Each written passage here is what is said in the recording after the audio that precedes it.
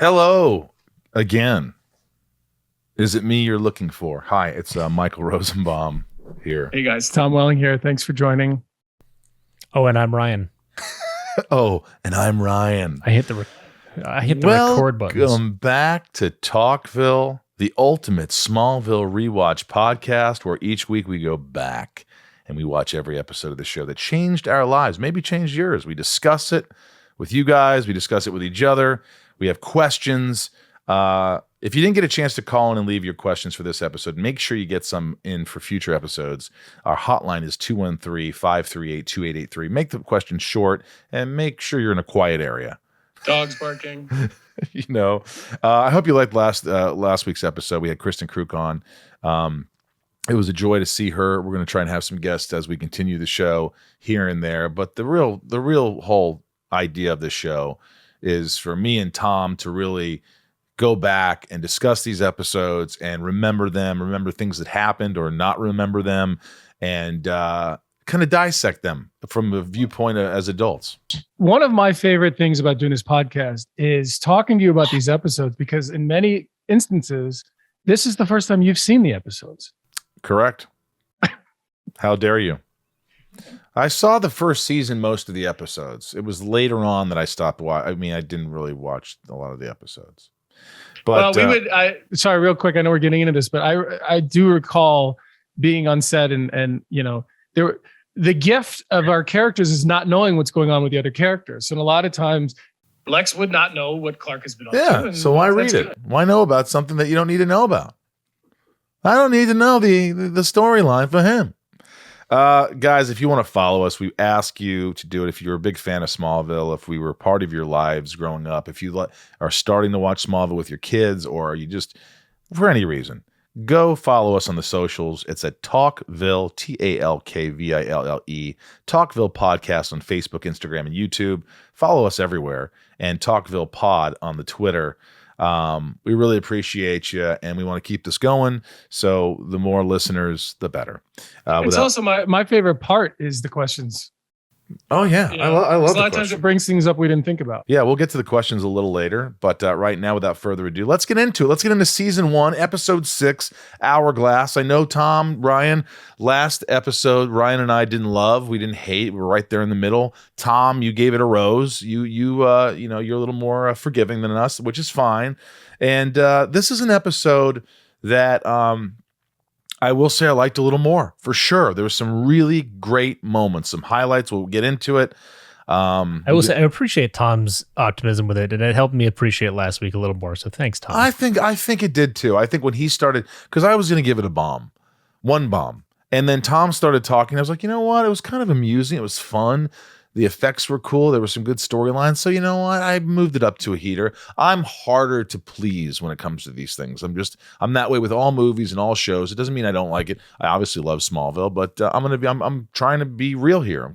I can't give every episode 2 roses, 3 roses, because there's some episodes that warrant that deserve it. And I just didn't think Cool was one of those episodes that deserved to be in that category. That's what I'm saying. And to support you in that, there's a thing about production, and in Smallville, this was very true. From a budget standpoint, one of every 4 episodes had more money than the others, and the others would give up money for that episode. So 1 out of every 4 is usually a bit better than the other 3. You are right on. We've never said that, and it's so true. They would save money for certain big episodes, mid-season show, finale, premiere, whatever. Here's a little overview. The title was called Hourglass. It aired November 20th, 2001. Director was Chris Long. Writers Al Goff, Miles Miller, our good friends, and the creators of Superman, Jerry Siegel, Joe Shuster.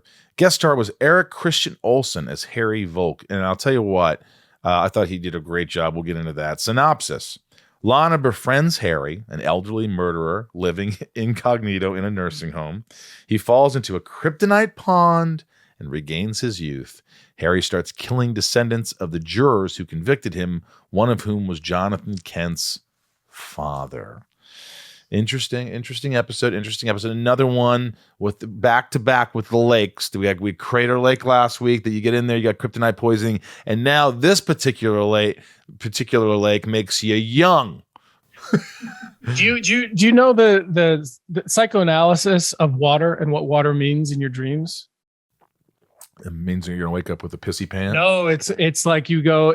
Well, a lot of times it represents some sort of sexual situation, and you might want to cut that or not.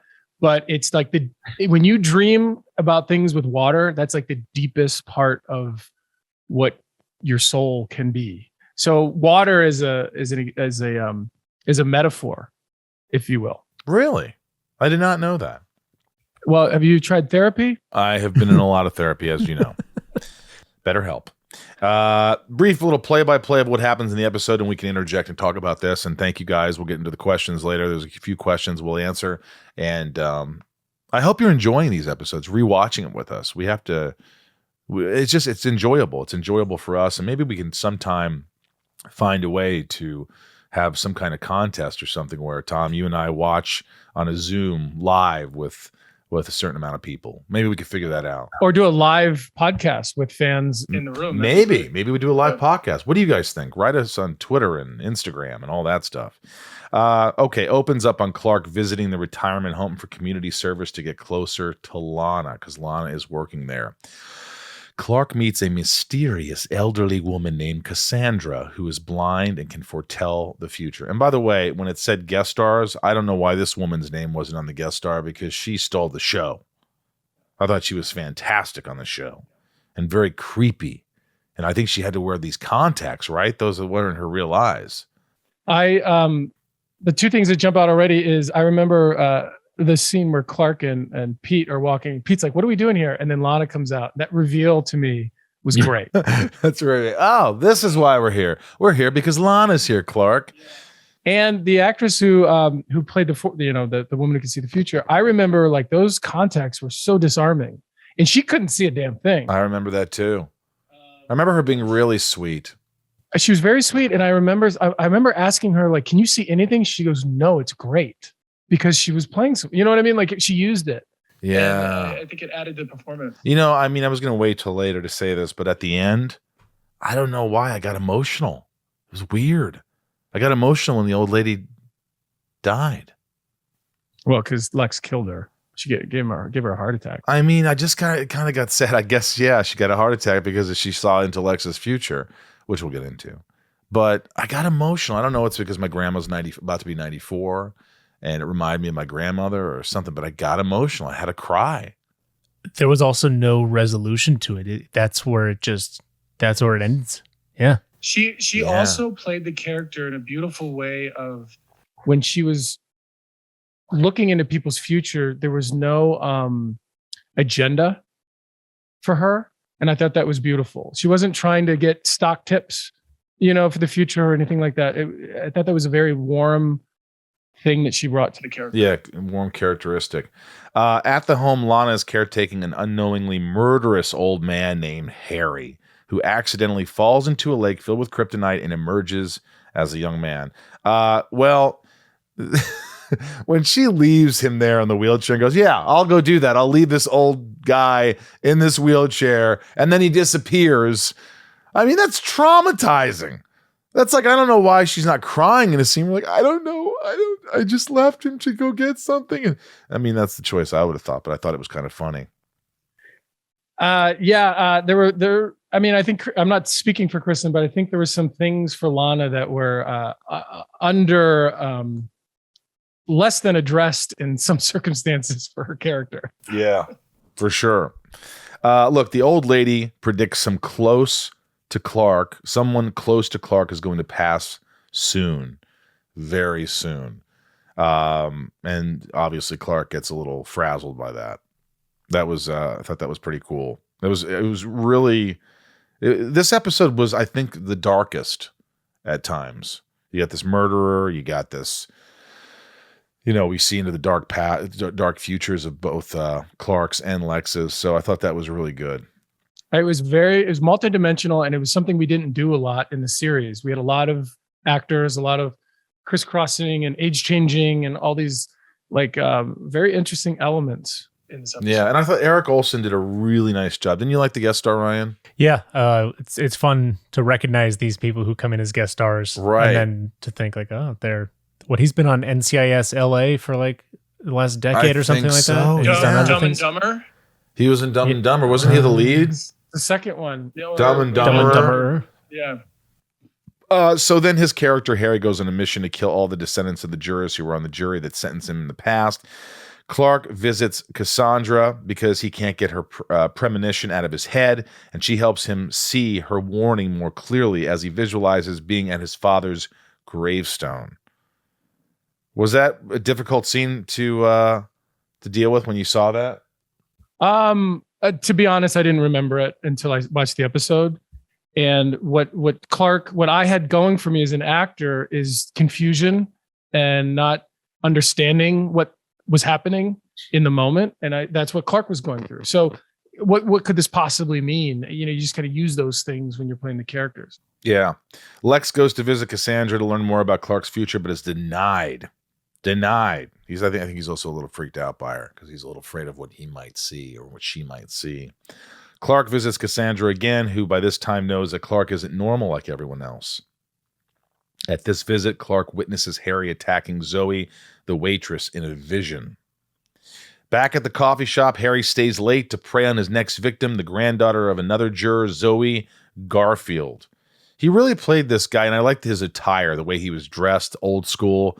They kind of like the wardrobe was really cool. The way he even acted, I thought, was a little bit like he was this older guy from a different time. I think he really. There's that scene in the diner where he's sort of using language from another time. Yeah. Everybody's like, huh? Yeah, I really dug that. Yeah, this is where young people congregate. Is one thing he said. Congregate. Yeah, that's a word that most people don't use, right? Yeah. Congregate. And he called the waitress doll. Yeah, he called her doll. Yeah. Exactly. Things like that. The only time you ever hear the word congregate is when they're telling you not to do it. Heard it a lot during Please COVID. disperse. You cannot. Clark shows up to save Zoe and fights off Harry, putting him in the hospital. So that's when she was about to get run over by she got run over by the truck, which I thought was a really cool effect, where the truck goes over you and you see the sparks fly on your jacket, and that was really cool. Again, I guess she just lets it go. She didn't see it. He dove on top of me. Somehow he didn't get hurt. I mean, I don't even know why I bring it up, because that's what happened. It just got lucky, I guess. They just got lucky, I guess. Clark meets up with Lex, who grills him more about the car crash and the impossibility of Clark's efforts to save him. Okay, so I don't know if you remember this, but that scene we shot, and they didn't know where they were going to put it in any episode. We were doing another episode when you and I filmed that, thinking it would be in that episode, and it didn't go in that episode. This was episodes later. Yeah. And they they found a way to drop it in. In some ways, it feels a little forced, and that's kind of why.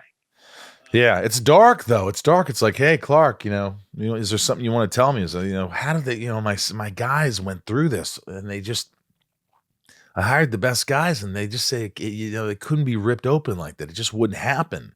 So I just like the look on Lex's face, and you're kind of look like, oh shit. Just got lucky, I guess. And that's the beginning of all the lies, the freaking lies.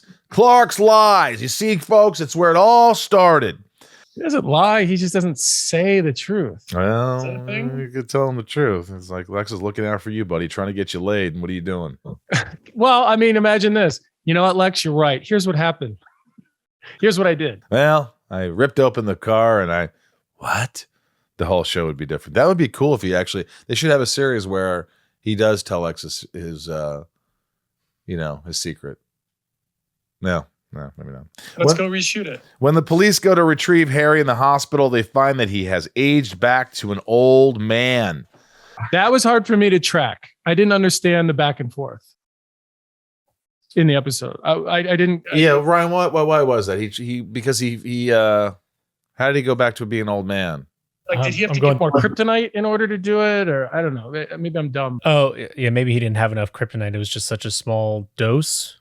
But we didn't see. Well, oh, wait. Well, No, we're missing something. Well, you fought him. Didn't you like punch him real hard? And then he became old again? And that was it? I punched the life out of him. I guess so. What was that movie years ago about the elderly people who go in the water with the aliens and they come out youthful? Cocoon? Yeah, that's Was that what it was? Yeah, I think that's I don't think sort I of ever saw that movie. what this is about. The old people go in the water and they get youthful again. This podcast is sponsored by BetterHelp Online Therapy. Whether you're struggling with grief, relationships, or stress, or are having trouble sleeping or meeting goals, online therapy might be right for you. BetterHelp is secure online therapy that offers video, phone, and even live chat sessions with a licensed professional therapist. BetterHelp will assess your needs and match you with your own accredited therapist. Therapists have a broad range of expertise which may not be available in your area. You can log into your account anytime and send a message to your therapist. You'll get timely and thoughtful responses, plus you can schedule weekly video or phone sessions. It's much more affordable than traditional offline therapy, and financial aid is available. Visit betterhelp.com/talkville and join the nearly 3 million people who have taken charge of their mental health with the help of an experienced professional. Talkville listeners get 10% off their first month at betterhelp.com/talkville. betterhelp.com/talkville. Talkville is brought to you by Policy Genius. Why get life insurance? We pay hundreds of dollars per year to protect our homes, our cars, and even our phones. But too many of us aren't taking steps to protect our families' finances. Mortgage payments, private student loans, and other types of debt don't just disappear if something happens to you. A life insurance policy can provide your loved ones with a financial cushion they can use to cover those costs. And it can provide you with peace of mind that even in a worst-case scenario, they'll be protected. Already have coverage through work? Having life insurance through your job may not be enough. Most people need 10 times more coverage to properly provide for their families. And coverage through work isn't portable. If you leave your job, the policy doesn't go with you, meaning a gap in coverage when you need it most. Why get covered now? Life insurance typically gets more expensive as you age, so it's smart to get a policy sooner rather than later. Worried about a price? By making it easy to compare your options from top companies, Policy Genius can help you make sure you're not paying a cent more than you have to for the coverage you need.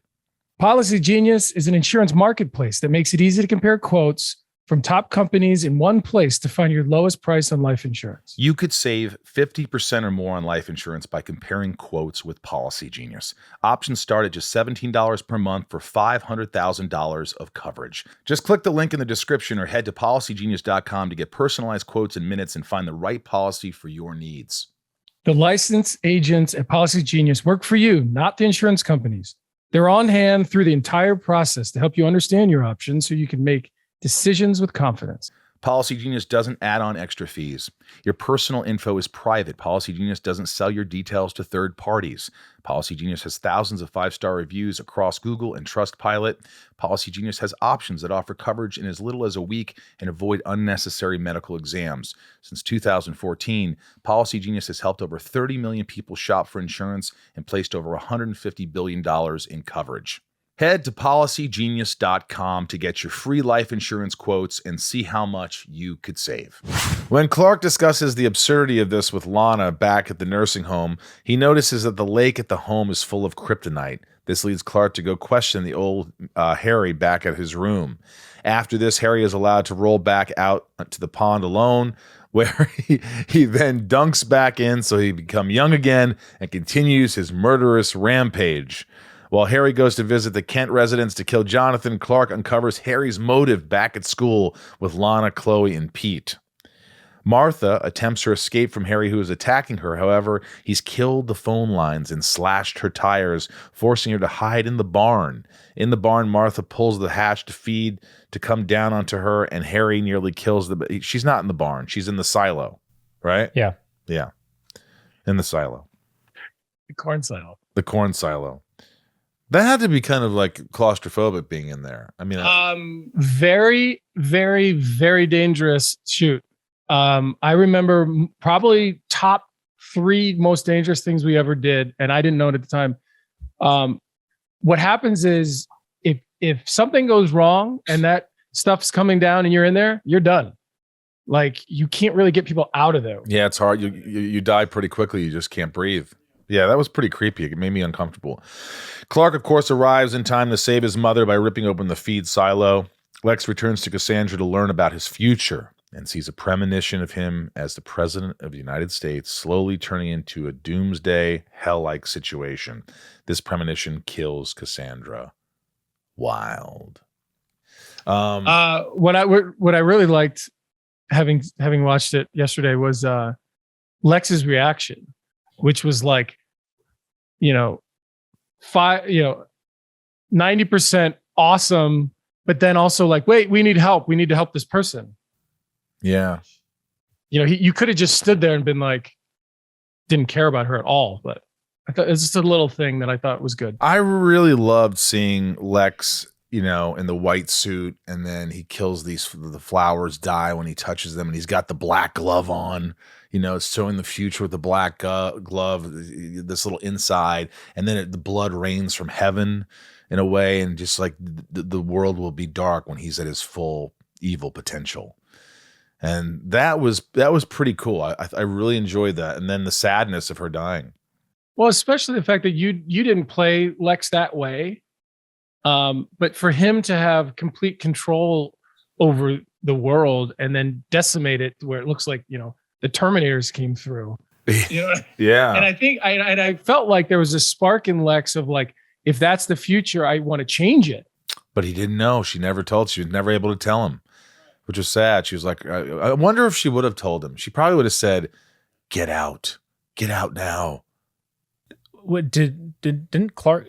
Maybe this is stupid. Didn't Clark see his premonition? Clark saw his. Why didn't Lex see his? Because he has superpowers. He has certain innate abilities that I didn't have. You're right. Dumb question. Not a dumb question. No, but it comes across as if Lex saw it, but technically he didn't. Interesting things of note. When Harry Bolston says that Lana Lang's family moved to Smallville in 1938, this is a reference to the year that Superman was created. Oh. Don't really understand how the Kryptonite just turned the old man young. Like, why did it have that effect? But, that's the question I had because, in the episode before, Crater Lake, it made him cold. Well, all the powers sort of reveal the darker truth behind all the people. But maybe that's what it is. What's the deal with the Kryptonite? What is the deal with this Kryptonite? And you'll see it with the bug guy early on. It made him a bug guy. So like his deepest desires, maybe. It is deepest desires. Yeah. I mean, Lex is working so hard to keep the crap factory going. Why he doesn't figure out that Kryptonite should be the focus? You think he's a bright guy. The knife stabbing, Clark's chest, slow-mo Matrix effect was really cool. Again, it didn't live up to the old effects when you first watch it, but I give those guys kudos. I'm gonna lie, that one worked. You thought it worked? I thought that one worked. You did? I thought that scene was pretty good. Like it was. I guess it would all happen in the wake of Matrix, but I thought it worked. I also remember that this was, for me as an actor, learning how to do these things, like understanding what the camera was seeing and almost acting for camera in those stunt sequences, because you feel like you want to do a certain thing and they're like, yeah, but the camera's over here. You know what I mean? And I was learning these fight sequences at the same time. Yeah. How taxing were those fight sequences early on? I mean, how many hours did you have to rehearse? Did you just do it on set? Did you figure it out on set? What was that like? We would shoot. We had what they called 8-day episodes, but they were actually 10-day episodes because there was 2 days second unit. So I would work all 8 days of the episode. And then as you guys or other actors would start the next episode, I would have 2 days of basically stunt work. And then I would jump back into the next episode. I love those days. You love stunt work. You like stunt work. I love it. Yeah. It's physical. It's very clear what everyone's doing. And it's, those days were my fun days. Didn't you feel like at the end of the show, like season 2, season 3, season 4, season 7, weren't you just tired of like the fight scenes? Like, oh God, I got to do a fight scene. Or you always liked it? I never got tired of fight scenes. Never got tired of fight scenes. Ever. I love it. And in fact, in the projects I've done since, it's been clear to me how much I learned, because I can go into fight sequences now and like my experience in them is so helpful because of that. Whereas, and not to say anything bad about other actors, but I for 10 years I did fight sequences, and now I work with actors in stunt sequences, and they're like, wait, what's happening? Right. And it's like, God bless stuntmen. I mean, and women, stunt people, as you would say. They really make us look good. And it's to the point where I've had stunt guys, stunt ladies say, hey, don't tell people it was you who did that. It makes us look better. If they go, was that you? Say, yeah. Tom, did you have the same stunt guy the whole time? Chris Sayre was my stunt guy for many, many, many Tell years. him what happened to Chris Sayre. Well, I don't know how much I can say about it. Not that was any part of it, but I know there's some legal stuff at the end of it all. But he was on he was supposed to come through a warehouse on a decelerator, and the decelerator failed, and he was very, very tragically injured. He recovered, but it took a long time. I mean, I think he fell. I want to say he fell 25 or was it 50 feet? 3 or 4 stories at least. Did you see it? No, I wasn't in the room. Here's the other thing. Because I had so little time that I didn't work, anytime I could get away from set, I would. So if they're like, oh, we're doing something with the stuntman, I'm like, later. Yeah. And even if it was 10, 15 minutes, I would take a walk. I remember asking so many questions about that for people that were there. And one of them said, I go, what was it like when he hit the ground? He said he was just like, well, he was broken in many places. He was just like, I was in my trailer. He couldn't breathe. He's like, yeah, I knew what they were filming. Didn't really give it much thought because everybody was so good at what they were doing. And I heard the ambulance. And I was like, what is an ambulance doing here? And then they were like, just stay here. And then like nobody wanted to talk about it. And it was very tough. Yeah. It was crazy. Similar thing happened to my uncle. My uncle was a stuntman for a long time, and a similar thing. He was doing stunts at Universal and he fell like that and he permanently injured his spine, and he took a long time to recover. He's mobile, but it's rough. It's challenging. Yeah. The other thing about the stuntman is, as much as, as your ego or whatever your passion, and you as an actor, you want to do it, you have to realize that some of these things, the stuntmen have been practicing for 5-10 days to get in shape, and choreography and all these other things. So for you to walk in there and think you can do it, like, dude, it's unrealistic. So you do as much as you can that's safe. Oh, they've been working on it, filming and then you it, leave angles. To the professionals. Yes, agreed. What a father moment from Jonathan to Clark. Your destiny is to protect people, but our destiny is to protect you.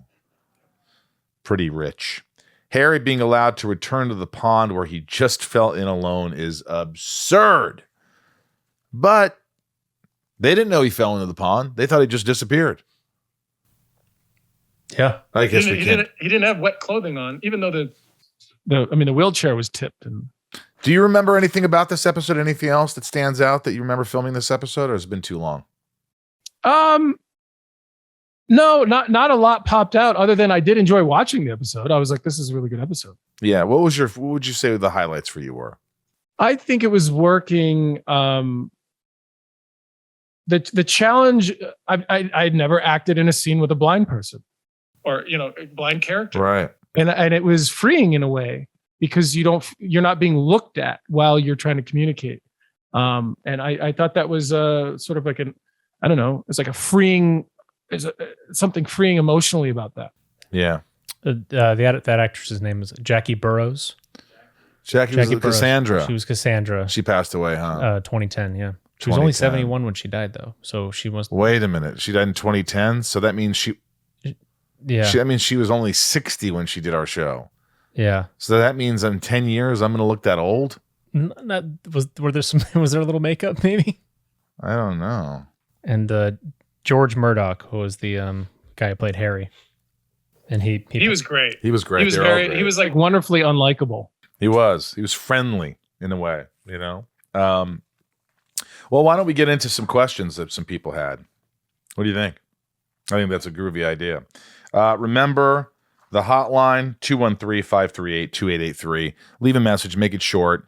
We appreciate it. And we can't answer everybody's questions, but we choose a few questions each week and we'll see what happens. Please leave a short message at the tone. Yes, a short message after the tone and make sure the audio is good. Here we go. Hey guys, it's Leanne. In regards to Hourglass, which really is one of my favorite episodes. I mean, I have a lot. I have like 4 favorites, but Hourglass is definitely one of them. It is so prolific. In rewatching it, I was wondering, first of all, what it was like working with such an accomplished actress who played Cassandra. She's just absolutely amazing. So again, thank you both so much for doing this and allowing us to be part of it. I really love and appreciate you guys. Bye. Thank you. We just talked about that, I guess. It brings up a little something for me, whereas I was so new in the business and I was trying to just learn from everybody and in many different ways. One is how the other actors conducted themselves on set, how they conducted themselves in a scene, how they stayed focused, and everybody's a little different. And I remember her being very calm and focused and like happy to be there. Not every actor is happy to be there, believe it or not. You would think that every actor is really happy to be in a scene. They're not. But she was very, you know what I mean? She was very just present. She was. There was no rushing to her performance. She could, you could see her feeling things. And I remember just being enamored by that. Yeah, I just remember vaguely that she was very strong. She was very, very sweet and full of life. And she nailed it. She nailed that role. So thank you. Here we go. Hi, my name is Rachel. It was cool seeing Eric Christensen Olsen in this episode. Any fun stories working with him? And have you guys ever worked together again? Did you ever work with him again? Not that I recall. I remember we were up him and stuff. Yeah, I remember we were up against each other for certain roles. I want to say he auditioned for like maybe Lex or something. But I don't know. One thing I remember his energy being really interesting. He just had he was vibrating at a higher level all the time. And I thought that was cool. Yeah. I think he did a really great job, and he's a good actor. And, I didn't get to work with him, so I can't really speak, but, we should have had him a guest on the podcast. We would have been more professional about it. I know. I should have had him on here to talk about his episode from 20 years ago. I'm sure he would have loved that. He's like, what show? Hello, this is Ray Harada. In episode 6, Hourglass, do you guys know what Clark and Lex's visions were supposed to mean? So obviously not everyone Clark loves is dead, and I don't think Lex would actually have blood raining down on him, so I was just wondering what the symbolism like if you were told. Huh. That's interesting. I guess it's just everybody's imagination runs wild. Like, what is it? I could speak for myself for Lex. I mean, I just felt like, it was all symbolism. It was all about, he's going to cause a lot of havoc. He's going to cause a lot of pain for people. He's going to, he's going to be the most powerful man of the free world, and, that sort of thing. And that's where the foreshadowing was, and that it was just going to go darker and darker into, I don't know. Yeah. I what I thought was scary about the vision for Lex was how pleased Lex seemed in the vision. In the vision, he seemed pleased, but horrified in real life. He destroyed everything. Yeah. Every single living thing is destroyed. And to me, that's not the Lex that Clark knew. Yeah. Yeah. Well, that's true. Was that your first guys big? Because those were some big, heavy special effects shots. Was that your first big green screen? Yeah. Shoot. I remember. I think it was blue screen then, wasn't it? Or was it blue? Was it blue then? I don't recall. I know that the grave scene that I was in, that was a practical set. They actually built that. Really? Yeah. Not for me. If you look at it, it's pretty simple. It's a bunch of styrofoam headstones that are in a very condensed circle, and then a big crane shot that goes up. But for you, it's different.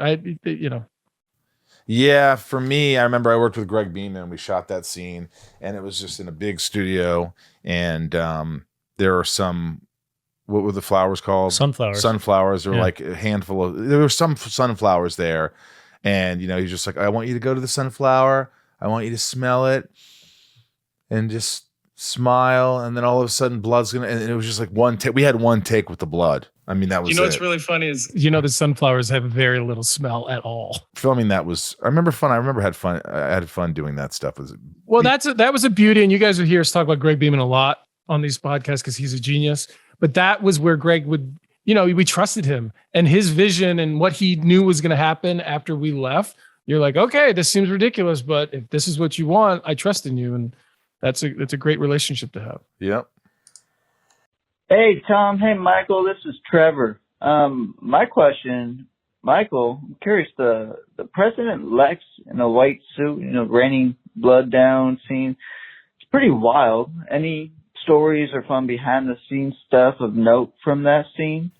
Yeah, like Anyway, what was your thanks, guys. was there anything that that you referenced or inspired you to sort of jump emotionally in those scenes for Lex? I just remember the smile. I do remember just thinking of just being the best, being the biggest, being the brightest, being like I am everything in that scene. Just saying, you know, like you are the all powerful, omnipotent, you know, guy.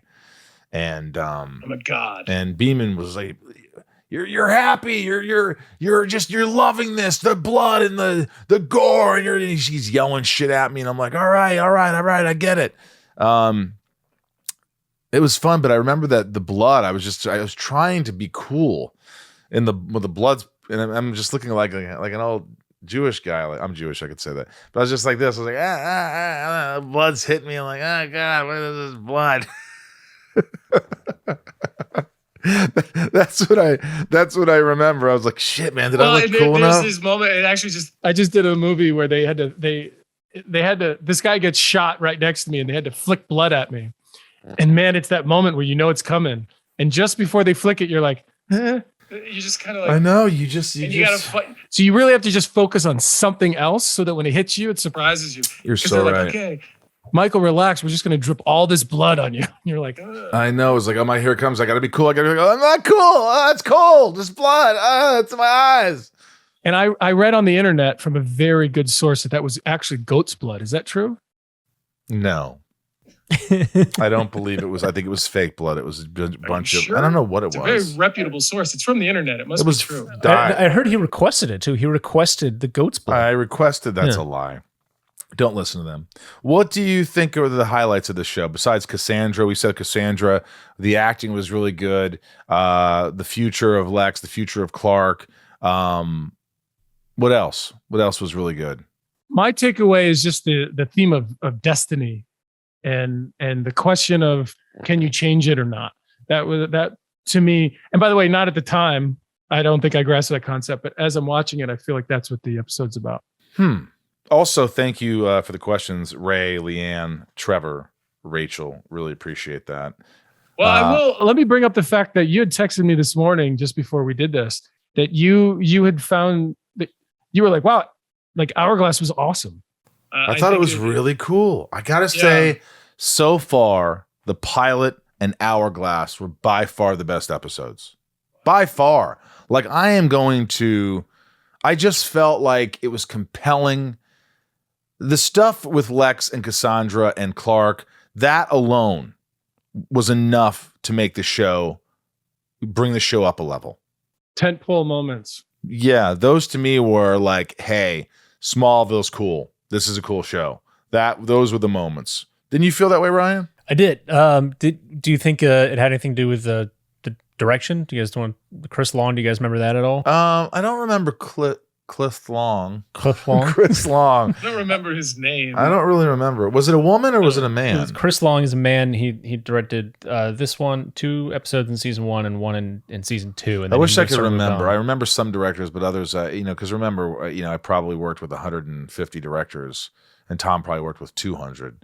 So, well, to be honest, at the beginning, there were a lot of directors we didn't see, or it was so busy. Toward the end of the series, we pretty much had 5 or 6 directors that were in constant rotation. That was helpful because they knew the vibe of the show.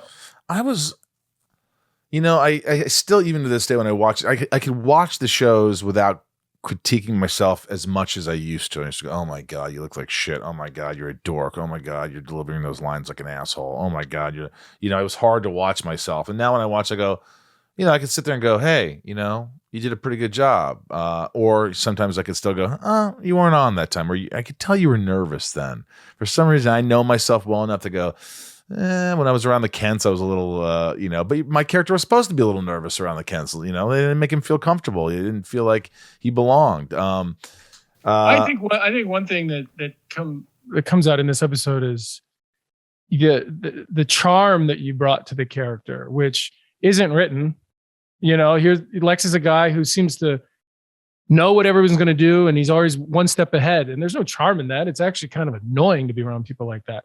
But there's a way that you kind of like saunter around that is very interesting to watch and humorous at times, which, again, that's not on the page. Yeah. Well, thanks, man. I appreciate that. And I'm not to, compliment you, but like, I noticed there were some scenes where I was just like, I could see you getting more comfortable. I could see you getting better and better as the episodes went along with your character, and you had some dialogue and you had some things to say. And, I could see the wheels spinning. I could see the wheels turning. They're just you were thinking. You weren't just reciting lines. You were acting, and I thought that was really cool. Yeah, I definitely thought that. But I will say I also didn't like. I'm always like, sometimes I could tell the makeup. Did you notice the makeup on my head ever? No, I did a little bit. I did. I noticed. I was like, oh, you're wearing makeup. You could see it because on the head, because they had to wear. Remember, guys, I don't know if you know this, but I had to wear. It was like they put 3 layers of makeup. Like, you couldn't see any hairline, so they had to do these like the first base coat. First, shave my head completely with a Bic, straight, soft. Then put a layer on a base, and then another color, and then just to make it blend, and then blend my face into it. So sometimes in the episode, you'll see, oh wow, he's wearing a lot of makeup, and sometimes it was really good, and that also. I remember so many millions of times showing up to the makeup trailer. It'd be like 5:30, 6 o'clock in the morning. Yeah, poor me, poor everybody. And I'd go in, and you'd be like, shirtless. You'd already been there for an hour, and you'd be like, well, I'd be like, I don't care. I don't care. And I would walk over, because you always had your music on. I'd turn your music off, and I would just sit down. I'd be like, you're just miserable. You're like, I'm working 14 hours a day. I don't care. Oh my God. Those moments in the trailer, the makeup trailer, it's like we spent most of our time with Natalie and the hair and the, Christine. It's such a Christine died. Place. Christine died. Yeah. That was really sad. She was always so lovable. She was from New Zealand, and she used to always come in and go, Michael, how are you feeling this weekend? Did you have a nice weekend? And she was always so sweet. In fact, season whatever it was, I was looking for an apartment, something just cheap, something near the water. She goes, well, my friend is like leasing a place, so if you like need a and I used Christine's friend's place, and she was always wonderful. But she did our hair for years. Well, she didn't do my hair because I didn't need her. No one did your hair. But she did your hair. I remember one of my favorite things is her saying, to me, hey, there's just nothing better than a man in shorts and Blundstones. Blundstones are those little boots, like Australian. And she's like, oh, nothing better. And I was like, I don't know what you're talking about. And like, I saw a picture of it. I'm like, really? Like, oh. And the makeup, like Natalie, like, remember, you're with Natalie. She's with you on set all day. She's with me for hours. She was there as much as I was there. She was there a little bit more, and she had a full family. She had kids, a husband. I mean, whew. She knew my whole life. She knew. She was like a therapist. I should have paid her on the side. I really should have. She was wonderful. Yeah, and that relationship you have with hair, makeup, and wardrobe is very special, because if you're on set and it's a performance, you're there to give a performance, and those people who come in and touch you, and that's a very intimate thing, and there's timing to it. To allow them to do that, I mean? Like you have to be comfortable. They feel your vibe, like I'm sort of a, I don't need the attention, but if something needs to be fixed, come on and do it. Other actors, if you don't go in between every take and adjust something, they're like, whoa, what's going on? And that's just different preference. And those people, those professionals have to figure that out about who they're working with. Do you miss the miss film? For the first X amount of 7 years, I was there when we just worked on film. I think it wasn't until season 8 that they started using the digital. That the transferring out of film actually, from my experience, only made things better. Faster. Things move faster. It was faster. And for hair, makeup, and for like people like Glenn Winter or DPs, they did a lot of work during that transition to figure that out. For me, things just went faster. So, yep. What stands out for you, Ryan, out of all the episodes? Like, so far, besides the pilot, what stands out to you as like the best episode? I mean, I agree this one, because I mean, you're 6 episodes in, it looks like everyone's getting comfortable with everything. It's this one had some like interesting emotional things happening, had some interesting action things happening. It had a little bit of everything. Yeah. Mystery. Intrigue. Intrigue. Sorry, yeah. that's that word. Intrigue. I'd like to bring Alan Miles on. We should have them on an episode and let them talk about, I real quickly, you know what I love about Alan Miles? They were always honest. Always honest. You could always call them. Showrunners. It's almost they're not supposed to be honest with actors. Actors are like, kids that you don't give scissors to. Like people like don't tell them too much. Don't tell them too much. Just let them. Happy, we love you. And Alan Miles, they were just honest, and I think that we didn't always agree on things, but there was an honest exchange, which created a great trust. Yeah, that helped. I always loved them. I always remember calling Al up or Miles and just saying, "Hey, I feel like this scene, I'm too evil. Like I'm too dark. It's written." He's like, "No, we know you're going to play against it. Play against it." They would say that sometimes, or they would just say, they would fix things for you. They would adjust, but always there, always. And they were so good at what they did. They're really good. Like there were times I'd call and I'd be like, maybe I didn't want to do something or I didn't understand, and they'd explain it, or they'd just be like, no, you're doing it. Yeah. And here's why. And it's like, oh, okay, I didn't understand that, but now I do. Yeah. I hope this animated series with them works. We'll see. It has to. It has to. We'll see. Okay. Death and save count. How many people got saved and how many died? So saved, Zoe Garfield was saved. You saved her from the coffee shop. What was the coffee shop called? What's the coffee shop called? I know later it became the Talon. Talon. That's all I remember. It was the Talon became, but this one I don't know what it was called. Because of crows. Yeah, I don't know. Yeah, the Talon. I didn't even think about that. The crows. The crow's talons. There's no right, coffee. the claws. Martha was saved. Deaths. Jim Gage, the homeowner where the lights went out. He was strangled to death like Harry used to do. With piano wire. I'm glad we didn't get to see that. Ugh. Although I would have liked to see that. Cassandra dies and Harry dies. 3 deaths, 2 saves. Oh. How do you feel about that? I feel pretty good about it. I wonder if, that's something that when we have Al Miles on this, I want to ask him, like, is that something they tracked? I wonder if there was someone in the writer's room who had a tally. They must, because it seems like they tracked everything. We can make a wager. What will win, saves or deaths? I bet saves wins, because you're always saving the shit out of people. Ryan's favorite. He's going to tell us 3 scenes, and we're going to guess which one was his favorite. Out there, if you're listening, tell me if you got it right. Tell us if you got it right. Don't lie. See which one you picked. Here are the 3 scenes, Ryan. Man, this was chock full of good scenes. This was great. This is a really good episode. This was fun. So, first one I have is that scene in the coffee shop where what's his nuts? Harry attacks Zoe and then Clark saves her. What's his nuts? I had to look down at my notes. That whole scene, that sequence. Then there's the sequence where Harry chases Martha and she defends herself. And then there is the vision scene at the end. Well, that's an easy one. I think it's going to be the vision scene. Tom? I mean, yeah, you have to say vision because that's the big takeaway. But I do like to see that Martha is defending herself. I think that's awesome. But I got to go vision. Yeah, it was really, it was the vision. It's now 2-1. 2-1. Rosenbaum's up on Welling. 2-1. But I will say it was just going back because we didn't really talk about it much. Just seeing Martha was just she was aware. She was like really like aware that like some bad stuff was about to happen, and she was on her toes. And she, I liked the way it was played. I liked it. She's a strong woman. I liked that she she had her wits about her. And she wasn't just a damsel in distress. No.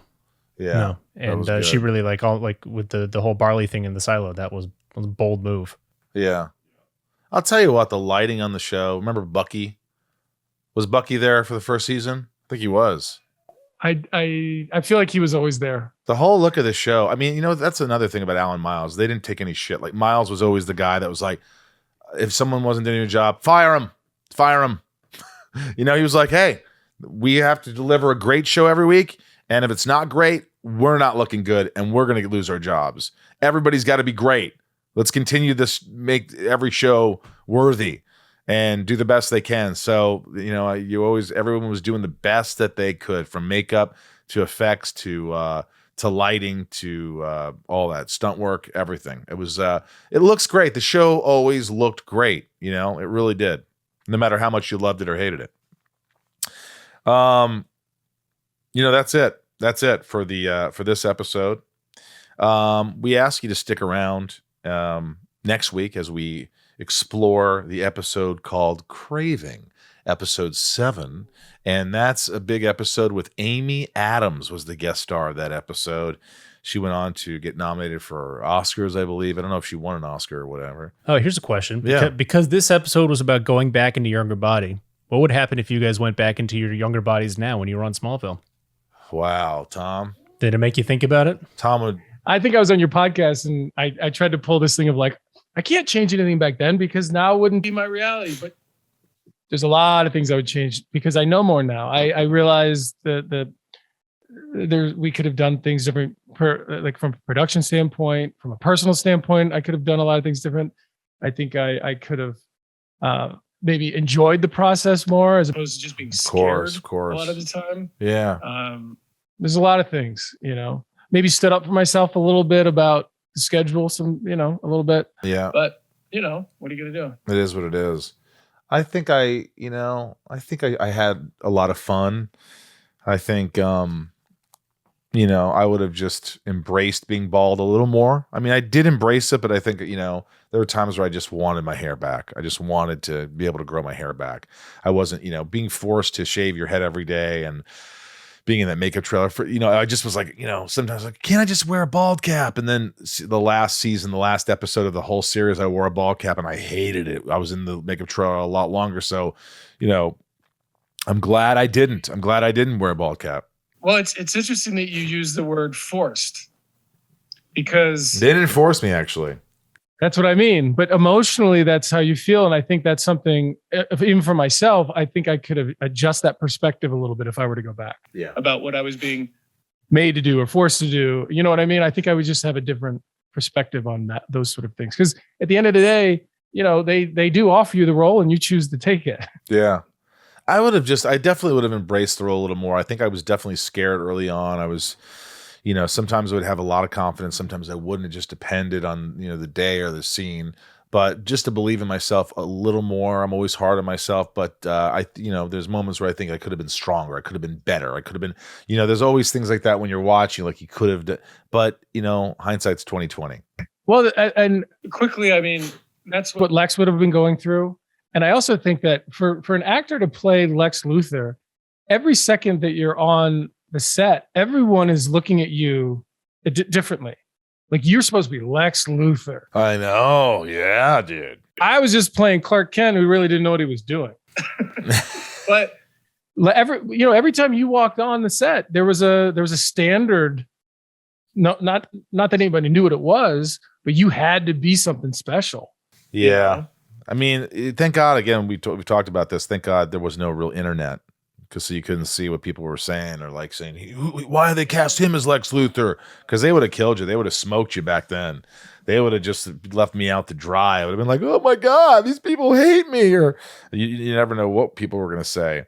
Again, I love that. I want to end this episode with, I really like, sometimes they have the best lines, like I am the villain of the story, or, your destiny is to protect people, but our destiny is to protect you.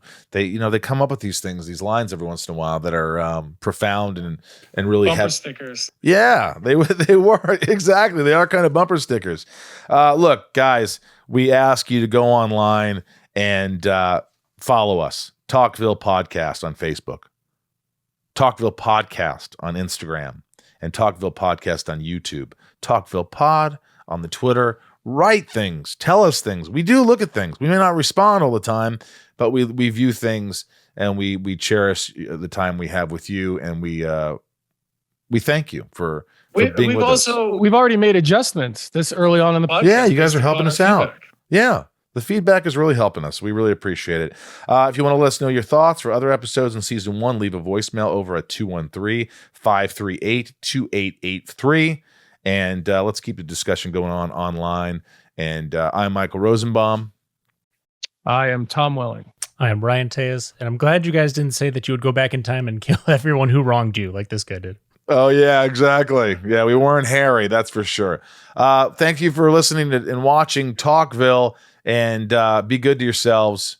Be good to yourselves. We'll see you next week when we explore Craving, Episode 7, Smallville, Talkville, the rewatch Smallville show.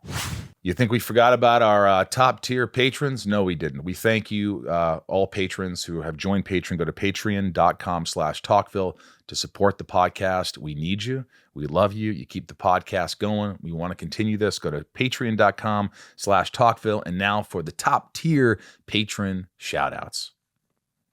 Nikki G, Leanne P, Raj C, Santiago M, Suzanne B, Leah S, Little Lisa, Callie D, Tom T, Mark A, AJ _800, Sophia M, Betsy D, Liliana A, Abby P, Meg K, Chris F, Kimberly E, Michael H, Ray H, Karen M, Design OTG. I know all these names. I love them. I know these people. Danielle B, 99 more.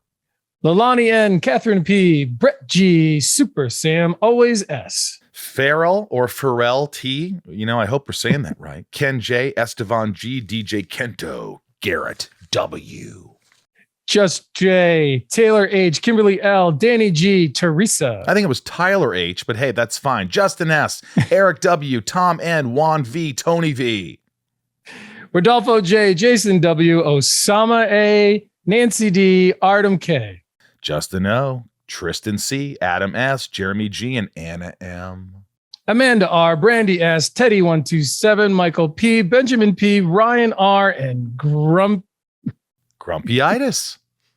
That's Grumpyitis. We love our Grumpyitis.